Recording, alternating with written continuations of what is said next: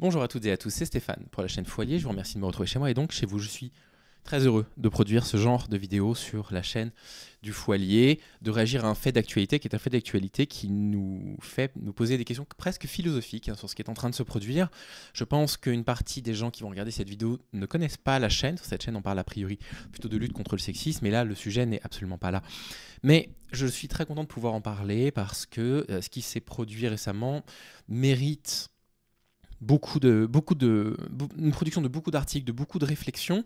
Pour l'instant, on n'en est pas encore là. Rappel des faits très rapidement, Luigi Mangione est le principal suspect du meurtre d'un homme qui s'appelle Brian Thompson, qui est à la tête d'un groupe qui s'appelle United Healthcare, un truc comme ça, qui est, si vous voulez, l'équivalent des mutuelles, des protections santé des Américains, de la plus grosse aux États-Unis. Je crois qu'il a 50 millions d'Américains qui ont pris des assurances santé chez lui. La santé aux États-Unis est particulièrement libéralisée. Ça veut dire quoi? Ça veut dire que si vous avez de l'argent, vous payez des bonnes mutuelles santé qui coûtent en moyenne entre 250 dollars et 1000 dollars par mois. En moyenne, c'est-à-dire que vous pouvez trouver quelques assurances santé un tout petit peu moins chères que ça, vous pouvez en trouver des beaucoup plus chères. Réservant ainsi la possibilité de vous soigner dans un pays où la santé est extrêmement chère aux personnes les plus riches. C'est une première injustice, bien évidemment, dans un pays qui a mis le mythe du self-made man au-dessus de tout. C'est le sommet de la représentation de la personne qui réussit pour eux. C'est un système qui est profondément injuste pour les personnes qui ne bénéficient pas des mêmes chances à la naissance. Vous n'avez pas les mêmes chances à la naissance selon que vous naissez dans une famille bourgeoise ou une famille, évidemment, prolétaire, bien évidemment. La deuxième grande injustice, c'est que ces compagnies d'assurance font absolument tout pour ne pas rembourser des frais de santé auxquels pourtant leurs adhérents ont parfaitement le droit. Et donc vous avez des Américains qui payent des assurances santé parfois jusqu'à 1000 dollars par mois, c'est même assez courant qu'ils payent 1000 dollars par mois, qui un jour se retrouvent confrontés à la nécessité de devoir dépenser énormément d'argent pour se soigner, pour vivre, pour rester vivant, et les assurances leur refusent ces remboursements. J'ai retrouvé un article du New York Times, parce que j'ai trouvé beaucoup de chiffres sur des articles français qui disent un petit peu tout et leur contraire, mais j'ai trouvé un article du New York Times qui nous disait qu'en 2021, cette entreprise, dont le patron a donc été assassiné a priori par Luigi Mangione, aurait refusé le remboursement de 27% des dossiers. 27% des dossiers. Il a 50 millions d'Américains, et donc il aurait refusé de soigner 27% des demandes de soins de ces 50 millions d'Américains, aboutissant à la mort de probablement 250 à 300 000 Américains et Américaines qui auraient pu être soignés, qui auraient pu être à l'évidence sauvés. Ça ne prend pas en compte toutes les pathologies de ces personnes-là, mais vous voyez l'idée. Et donc, la question à se poser, c'est évidemment, est-ce que ces systèmes sont moraux? Ces systèmes ne sont évidemment pas moraux. Pour quelles raisons est-ce que ces compagnies d'assurance déremboursent? J'ai pu aller chercher quelques témoignages sur Internet. J'en ai trouvé un qui, je trouvais particulièrement parlant pour que vous compreniez l'injustice en fait, que vivent certains Américains. Vous avez un homme qui est retraité, qui a une petite retraite et qui payait sa compagnie d'assurance 480 dollars par mois. 480 dollars par mois, hein, d'accord? Enfin, je veux dire, on est en train de parler de quasiment 6 000 dollars à l'année. Et il a joué avec ses petits-enfants dans son jardin, il jouait au ballon. Et il joue au foot américain, enfin il se lançait la balle, quoi. Il se lançait la balle. Et en reculant pour essayer de rattraper un ballon, son genou se tord et il se rompt le ligament croisé antérieur du genou. Donc il va à l'hôpital. À l'hôpital, il a une facture au total de 25 000 dollars qui comprend non pas les soins, mais simplement sa prise en charge, sa réception, le diagnostic, l'utilisation d'une IRM, la rencontre d'un médecin physicien, etc. L'hospitalisation de 12 heures, et ça lui revient 25 000 dollars. Eh bien, la compagnie du France refuse de lui rembourser alors qu'il était couvert. Pourquoi? Pourquoi je vous raconte cette histoire? C'est parce que j'ai vu les documents de mes propres yeux, donc je les crois, du coup. Parce qu'en fait, quand il a rempli son formulaire, on lui a demandé s'il était sportif. Et il a répondu non. Et donc la compagnie d'assurance dit, mais attendez, vous nous avez dit que vous n'étiez pas sportif. Or, vous vous êtes blessé en pratiquant du sport. En l'occurrence, il jouait avec ses petits-enfants. Donc vous nous avez menti quand vous avez rempli la déclaration d'assurance. Vous vous êtes blessé dans le cadre d'une activité que vous nous aviez dit que vous ne pratiquiez pas. Donc je ne vous rembourserai pas. Qu'est-ce qui se passe? Il a dépensé 25 000 dollars qui ne lui sont pas remboursés. Il n'a pas évidemment cette somme, donc il a dû faire un prêt à la banque. Et son genou n'est pas soigné, parce qu'il n'a pas les moyens de soigner son genou. Une rupture du ligament croisé antérieur, les ligaments croisés du genou sont ce qu'on appelle les pivots centraux du genou, d'accord? En plus de ça, quand on se blesse au ligament croisé, très souvent, il y a des lésions associées, des coques méniscales, bref, peu importe, enfin des cornes méniscales, pardon, parfois même des ligaments collatéraux, parfois des coques condyliennes aussi. Enfin bref, une catastrophe. Vous pouvez perdre confiance totalement en votre genou, développer une kinésiophobie, c'est-à-dire une peur du mouvement qui fait que vous avez peur de faire les activités du quotidien, de sortir, etc. C'est absolument catastrophique. Voilà les conditions dans lesquelles vivent ces Américains. Et donc, vous avez cet homme, Luigi Mangione, qui est assassiné de 3 balles, des balles sur lesquelles il avait gravé sur les douilles deny, deflect et je ne sais plus quel troisième mot en D, qui sont les 3 motifs principaux, et defend, qui sont les 3 motifs principaux, deny, delay et defend, c'est-à-dire rejeter, paiement délayé et paiement refusé, qui sont les 3 principales causes de refus de prise en charge de soins pour lesquels les Américains payent pourtant leur compagnie d'assurance. Et donc Luigi Mangione a assassiné le PDG de cette compagnie. Voilà, ça, ce sont les faits, les circonstances. Et je pense qu'il faut qu'on discute au sujet de ça parce qu'il y a des réactions qui sont très polarisées actuellement sur les réseaux sociaux avec certaines personnes qui vont dire « Eh bien écoutez, tant mieux, c'est un acte révolutionnaire, c'est un acte politique, vous avez des personnes qui s'enrichissent de plusieurs milliards de dollars par an sur le dos de personnes qui ont le droit, qui payent un service pour être remboursés et qui ne se retrouvent pas remboursés pour des raisons complètement fallacieuses et qui meurent. Et donc, cet acte est un acte politique, c'est un acte révolutionnaire, il faut défendre ça. Puis vous avez des personnes, à l'inverse, qui disent, en fait, cette personne-là qui a été assassinée est un père de famille, ils lui ont ôté la vie, c'est absolument honteux, c'est du terrorisme d'extrême gauche, comme j'ai pu le lire. Et puis, vous avez les médias, de leur côté, qui s'aperçoivent qu'actuellement aux États-Unis, il y a un mouvement de solidarité et de sympathie absolue autour de Luigi Mangione. Pas de tous les Américains, mais un mouvement très puissant qui essaye de l'analyser et qui l'analyse de façon désastreuse en disant « Bon, bah, il est défendu par ces personnes-là parce que les États-Unis, c'est le pays du spectacle, le pays de la violence, etc. Ils sont complètement à côté de la plaque et j'aimerais qu'on parle de ça. »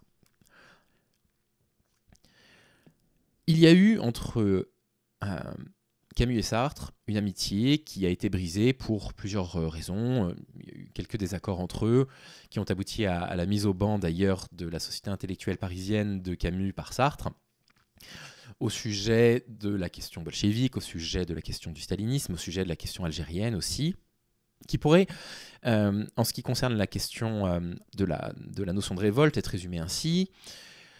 C'est une petite partie de leur brouille qui a concerné ça, mais Albert Camus a publié un ouvrage qui s'appelle « L'homme révolté », qui parle de la notion de révolte, qui est un excellent ouvrage, un mélange entre le roman, l'essai, bref, que je vous recommande si vous n'avez pas peur de la lecture. Dans la revue de Sartre, je crois que c'était dans sa revue, c'était pas Sartre qui avait écrit un article, mais dans la revue de Sartre, il y a une critique qui avait assassiné la position de Camus sur la Révolution.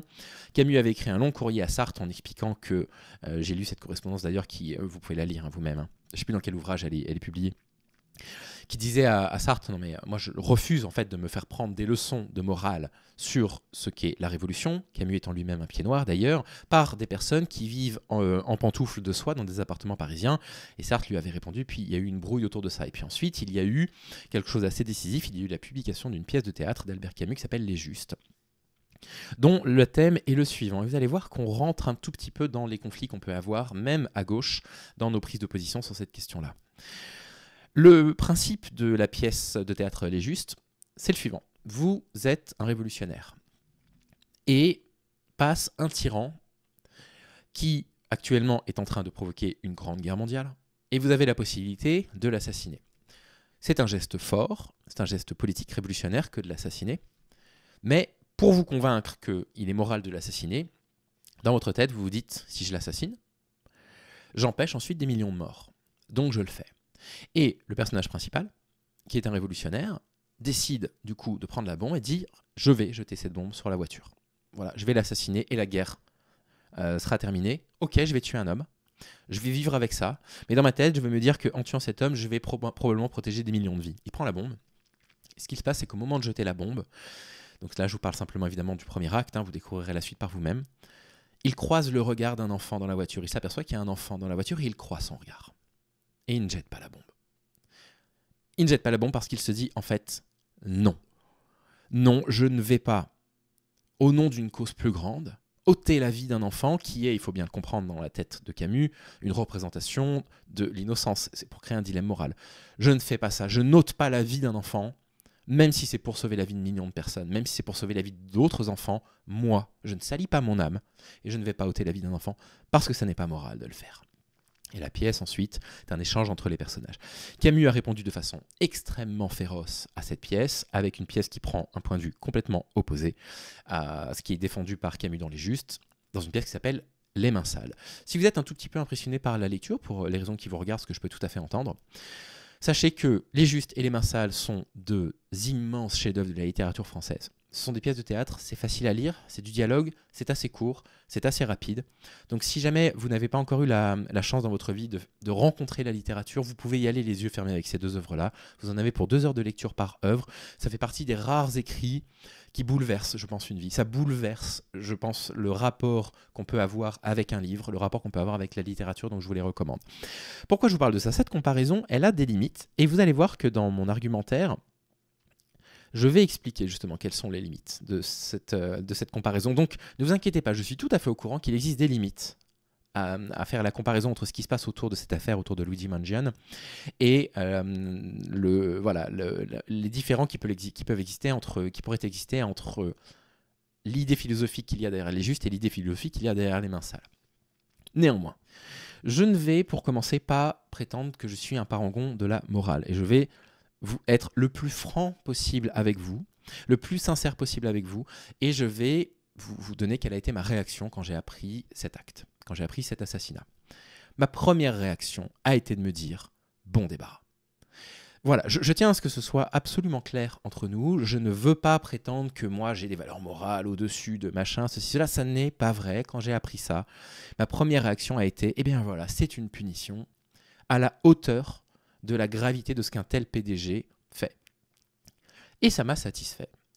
Et je dirais même que ça m'a fait plaisir. Vous voyez, je suis le plus honnête possible avec vous. Voilà quelle a été ma première réaction.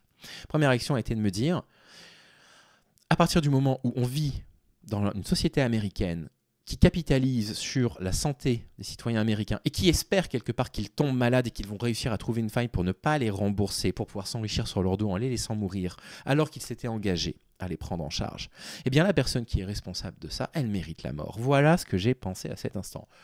Très bien, maintenant, une fois que ça s'est dit, je ne suis pas tout à fait fier de penser ce genre de choses, mais je tenais à être franc avec vous et à ne pas me cacher, et à ne pas aller prétendre que moi, vous savez, moi j'ai des valeurs morales qui sont au-dessus des vôtres et pour moi il y a des choses qui sont absolument intangibles.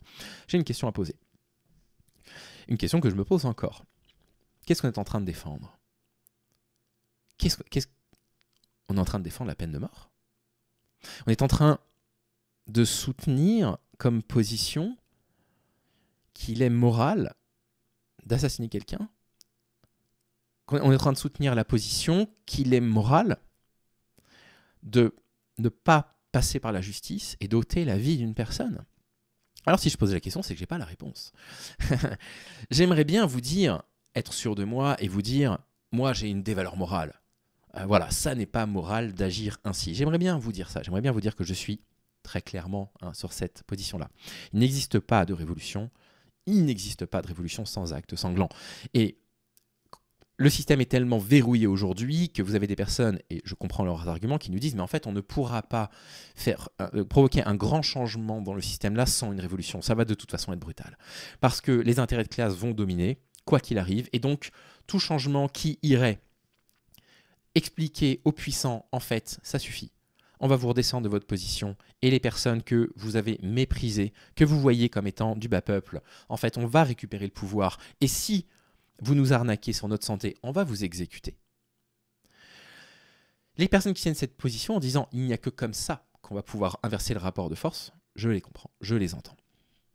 D'un autre côté, mon avis à moi, avec un tout petit peu de recul, c'est de dire que la fenêtre d'Overton est déjà largement suffisamment ouverte par l'extrême droite comme ça, pour que nous on s'y mette à gauche, en proposant de l'ouvrir encore un petit peu plus et voilà, de provoquer des débats sur la peine de mort en France. Et je pense qu'il faut avoir une position assez claire, c'est-à-dire qu'on peut tout à fait, pour des raisons qui nous regardent, de sensibilité, intérieurement se dire, bah, il y a quand même une sorte de justice, tu vois, que ce type, on lui a ôté la vie, alors que lui a passivement ôté la vie à des personnes en lui remboursant une forme de justice. Mais je pense qu'on ne peut pas politiquement défendre l'acte. Très sincèrement, je le crois.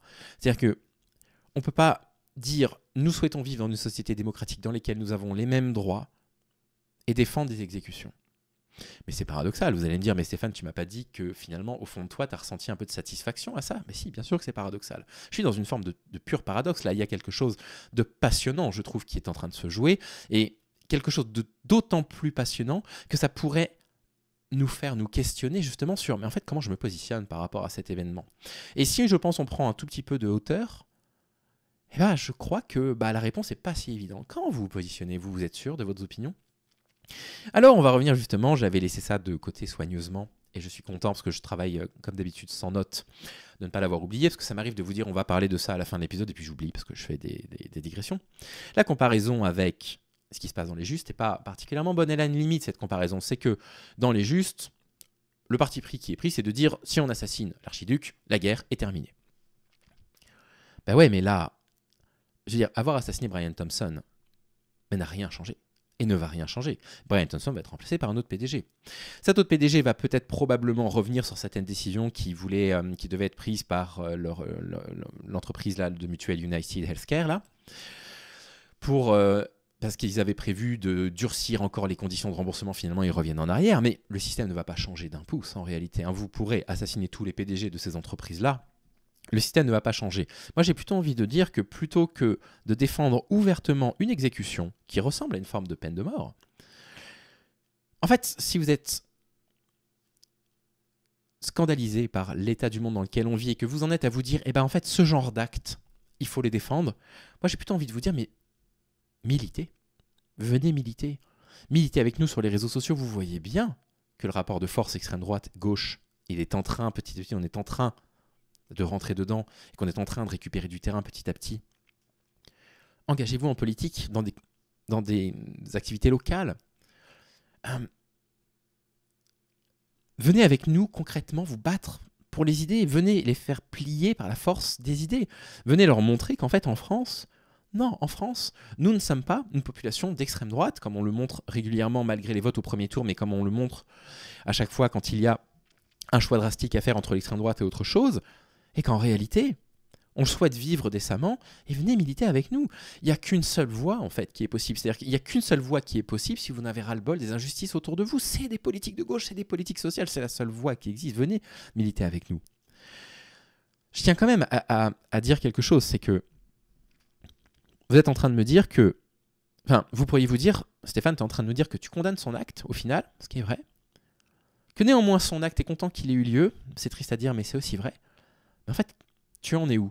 Qu'est-ce que tu penses réellement? Déjà, je suis un petit peu perdu, comme je vous l'ai dit, parce que je pense que entre mes convictions morales, mes convictions politiques et ma réflexion intellectuelle autour de ça, oui, il y a des conflits. Ça arrive souvent que j'ai des conflits, bien évidemment. Je pense que le truc le plus important que je puisse vous dire, c'est que, au fond de moi, sans aucun doute, je comprends Luigi Mangione. Je comprends cet acte. Je pense que j'ai assez d'empathie pour comprendre le désespoir d'une personne. Je pense que j'ai assez d'empathie pour comprendre le désespoir qui pousse à un crime, qui pousse parfois à nous ôter nous-mêmes notre propre vie. Je pense que je peux comprendre ces gestes désespérés qui peuvent paraître à l'extérieur brutaux.